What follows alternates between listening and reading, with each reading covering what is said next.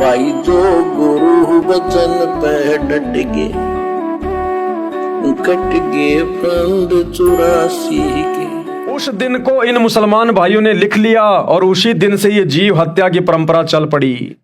अगर आपको मेरी बातों पर यकीन नहीं होता तो आप अपने मुल्ला काजियों से जाकर पूछो कि अगर मोहम्मद साहब अल्लाह को इतने प्यारे थे तो उनकी मौत इतनी दुर्गति से क्यों हुई।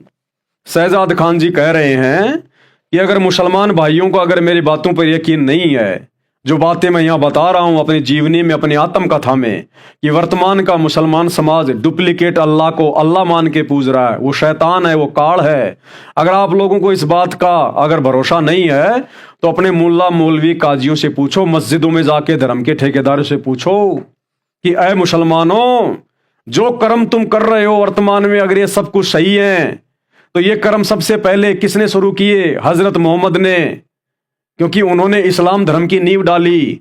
वो अल्लाह के पैगंबर थे, वो शैतान के पैगंबर थे, वो काल के पैगंबर थे। तो फिर हजरत मोहम्मद की मौत इतनी दुर्गति से क्यों हुई, अकाल मौत क्यों हुई? मात्र 63 साल की उम्र में, केवल 63 साल की उम्र में हजरत मोहम्मद की दुर्गति से, बुखार से, बीमारी से तड़फ तड़फ के मौत हुई।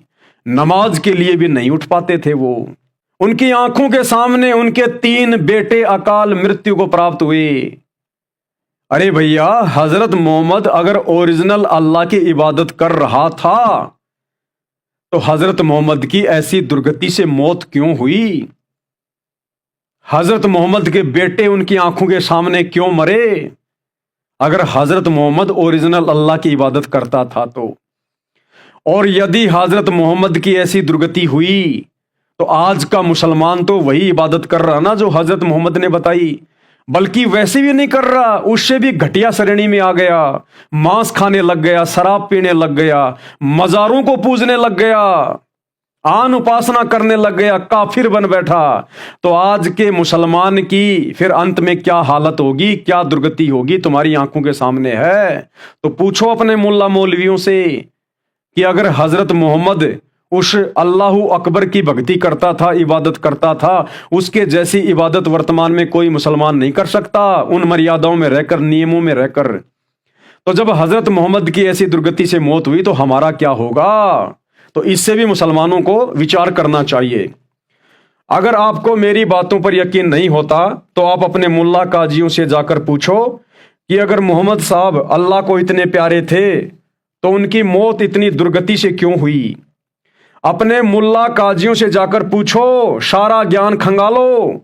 अगर फिर भी संतुष्टि नहीं होती है तो आप यहां बरवाला आश्रम में आओ और आपको यहां सभी प्रश्नों का उत्तर संतुष्टि के साथ दिया जाएगा।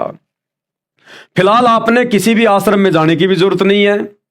आप इन सभी सवालों के जवाब यूट्यूब पर घर बैठे जेब से मोबाइल निकालकर सतगुरु रामपाल जी के सत्संग सुनकर ले सकते हैं।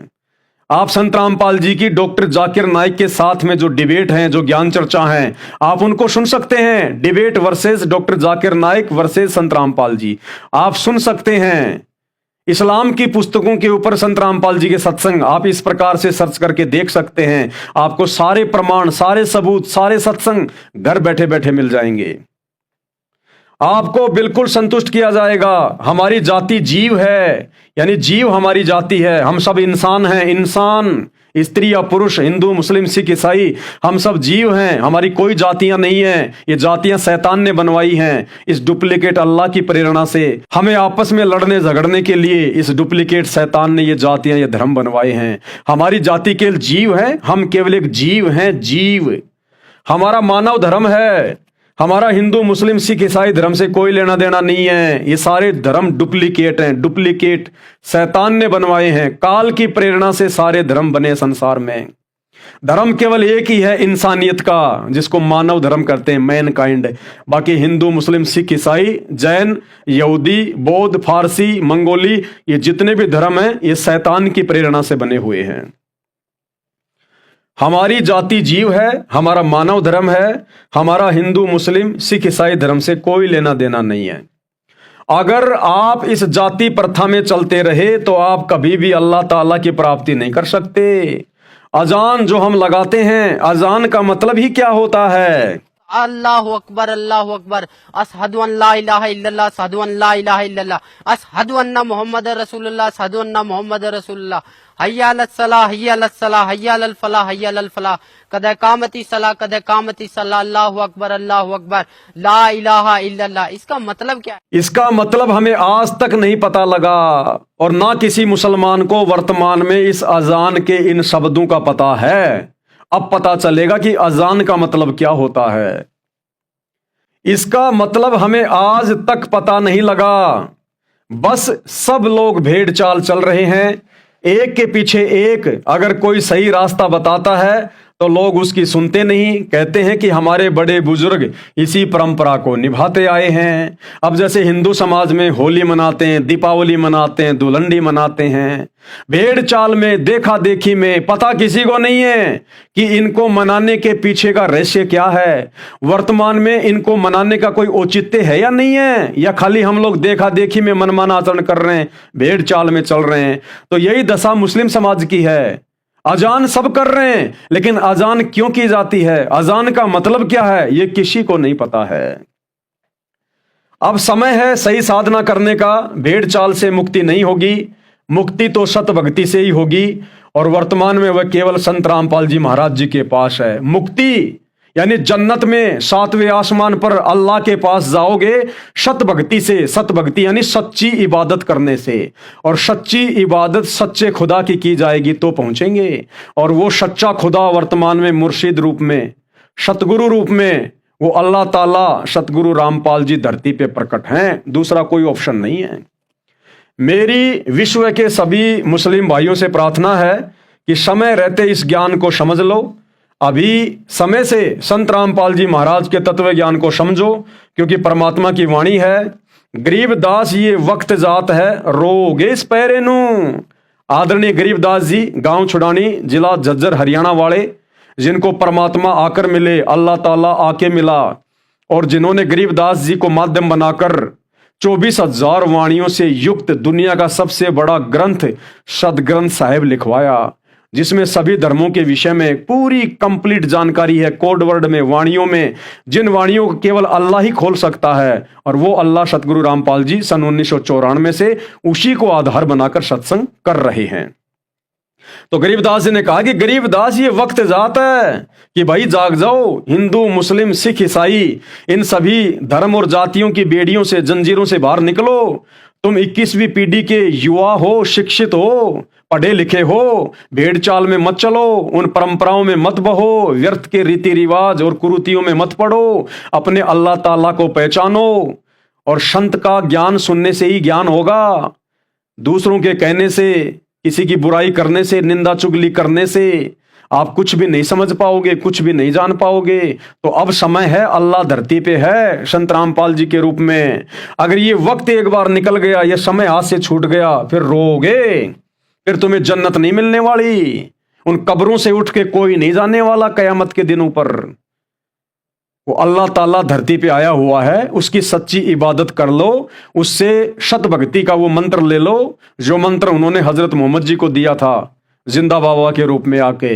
और जब आजीवन मर्यादा में रहकर भगत शहजाद खान की तरह भक्ति करोगे, सच्चे खुदा की इबादत करोगे, तब कहीं जाकर तुम्हें वो जन्नत मिलेगी, अन्यथा जहन्नुम के दरवाजे खुले हुए हैं। गरीबदास ये वक्त जात है रोगे इस पैरे नू। ये हकीकत बात है। आज आप जितना लेट यहां आओगे तो आपके हाथ कुछ नहीं लगेगा। रोने के सिवाय कुरान शरीफ में कहीं पर भी बकरी की कुर्बानी नहीं लिखी है। वहां पर कुर्बानी लिखी है, कुर्बानी का मतलब है कि अल्लाह ताला की राहों में अपनी बुराइयों को कुर्बान कर देना, उनको छोड़ देना, ना कि बकरे को काट देना, मुर्गे को काट देना। हम ईद पर जितनी भी कुर्बानी देते हैं वह हमारे पाप इकट्ठे हो रहे हैं। पाप, कलमा पढ़कर बकरे की कुर्बानी देना बहुत बड़ा पाप है, बहुत बड़ा हराम है। कलमा यानी उस परमात्मा का नाम लेकर, अल्लाहु अकबर का नाम लेकर, जिसने बकरा बनाया, बकरी बनाई, मुर्गा बनाया, गाय बनाई, भेड़ बनाया, ऊंट बनाया, 84 लाख प्रकार के जीव बनाए। अरे उसी रहमान अल्लाह का नाम लेकर, यानी एक तरफ तो तुम कोई भी काम करने से पहले उस अल्लाह का नाम लेते हो कि बिस्मिल्लाह रहमान रहीम, यानी शुरू करता हूं उस अल्लाह का, खुदा का नाम लेकर जो बड़ा मेहरबान है, रहम दिल है। अरे वो रहम दिल अल्लाह फिर भला कैसे इन आत्माओं को काट काट कर खाने का आदेश देगा?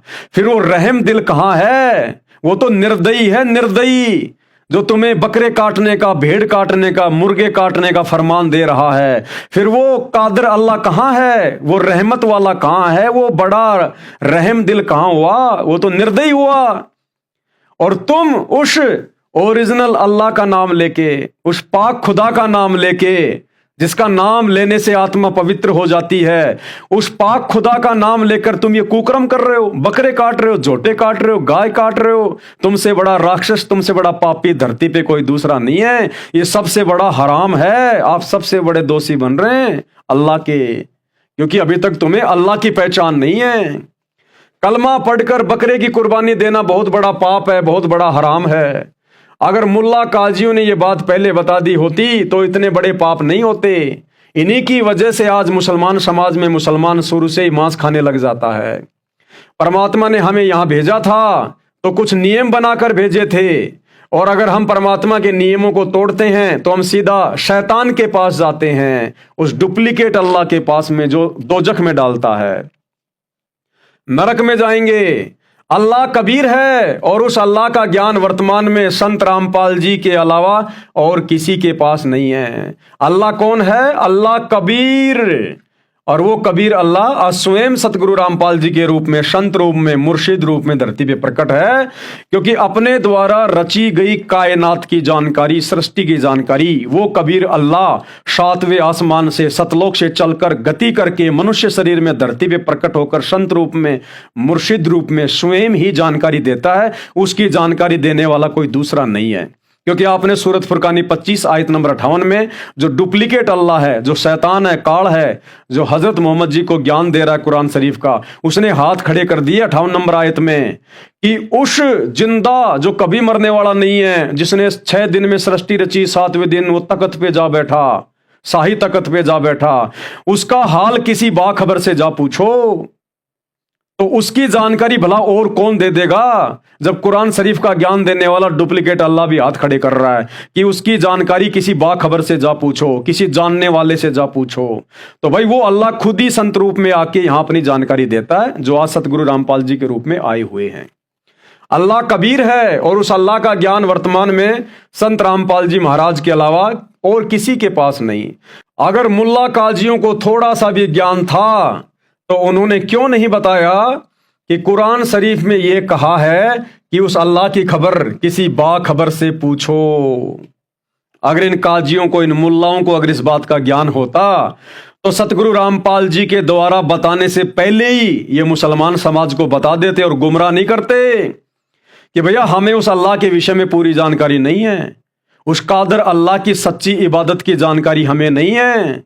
क्योंकि कुरान के ज्ञान देने वाले अल्लाह ने सूरत फुरकानी 25 आयत नंबर 58 में कह दिया कि ए हजरत मोहम्मद, उस कादर अल्लाह की जानकारी किसी बाखबर से जा पूछो। तो भैया हमें उस बाखबर के बारे में नहीं पता, वो बाखबर कौन है। अगर ये मुल्ला मौलवी काजी शुरू में ही इस्लाम धर्म के लोगों को सच्चाई बता देते तो आज ये धर्म इतना नहीं बिगड़ता, ये लोग इतने जीव हत्या करने के लिए तैयार नहीं होते, अपने कर्म नहीं फोड़ते। लेकिन मुल्ला मौलवियों को भी इस सूरत फुरकान 25 आयत नंबर 58 से 59 का ज्ञान नहीं था, जिस कारण से अल्लाह को स्वयं धरती पे आना पड़ता है। यह मानुष जन्म दुर्लभ है, यानी मनुष्य जन्म बहुत दुर्लभ है, बड़ी मुश्किल से मिलता है। ये 84 लाख योनियां भोगने के बाद गधे, कुत्ते, सुअर, कीट पतंग, मक्खी, मच्छर, ये जितने भी 84 लाख प्रकार की योनियां हैं जो हम देख रहे हैं, ये सारे जन्म भोगने के बाद, इतने कष्ट भोगने के बाद एक बार ये मनुष्य जन्म देता है हमें अल्लाह, केवल अपनी सच्ची इबादत के लिए, मोक्ष के लिए। जो गुरु बचन पे डट के कट गए फंद 84 के, कट गए फंद 84 के, कट गए फंद 84 के।